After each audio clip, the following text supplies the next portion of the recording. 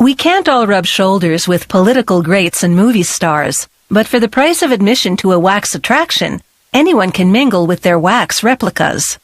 These lookalikes aren't much for conversation, but the likeness can be startling, thanks to a process honed over centuries.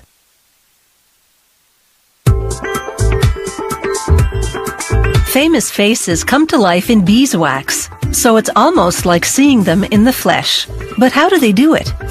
It often starts with a face-to-face meeting with the subject, during which they take over 200 measurements of the face alone, and still more of the body. Drawing on those measurements, and using photos and additional research, an artist sculpts a clay body onto a metal skeleton. This clay sculpture will be used to make a mold. The head, of course, receives special attention. They sculpt it in stages, and this takes about 6 weeks. To check the symmetry of the sculptured face, the artist stretches a wire from the temple to the chin. She measures it from all angles and compares the numbers to measurements of the actual subject. Every single aspect of the clay face must mirror that of the subject's precisely, so if it's even slightly off, she makes adjustments. Here, she redefines the teeth a bit more. And then she tweaks the hairline.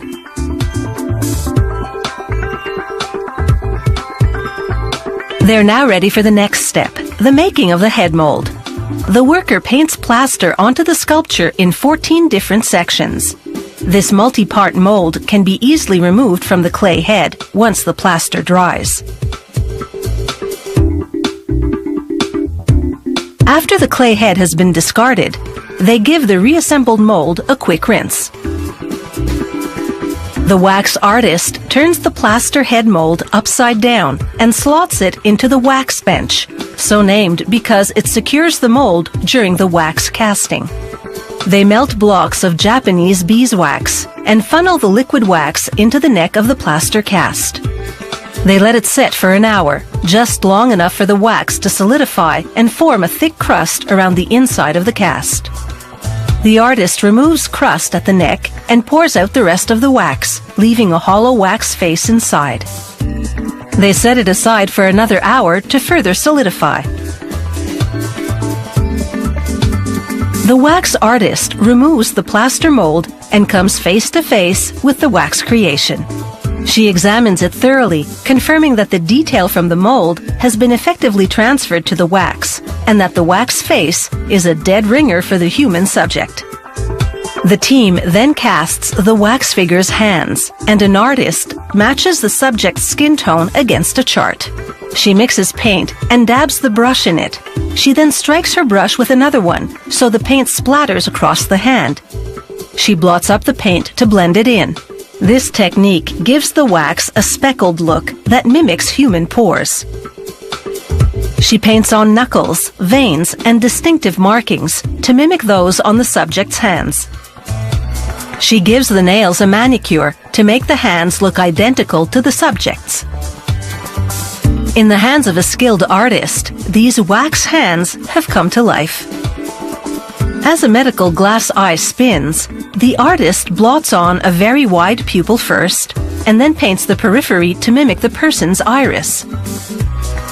Iris color and pattern are unique to the individual, and the artist replicates those qualities as closely as possible.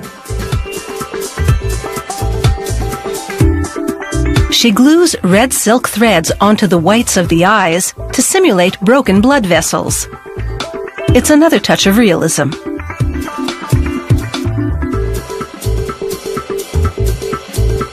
They slot the eyes into sockets in the wax head.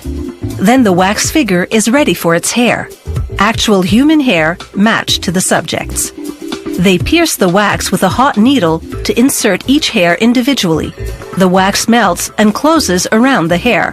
This process can take 4 weeks. They also plug in brows and lashes, and then brush on paint like makeup. With his face on, the wax figure now looks true to life. Once completed, wax figures get movie star treatment. Their hair is washed and styled regularly, and their clothing is routinely dry cleaned. After all, even wax versions of famous people have to keep up appearances.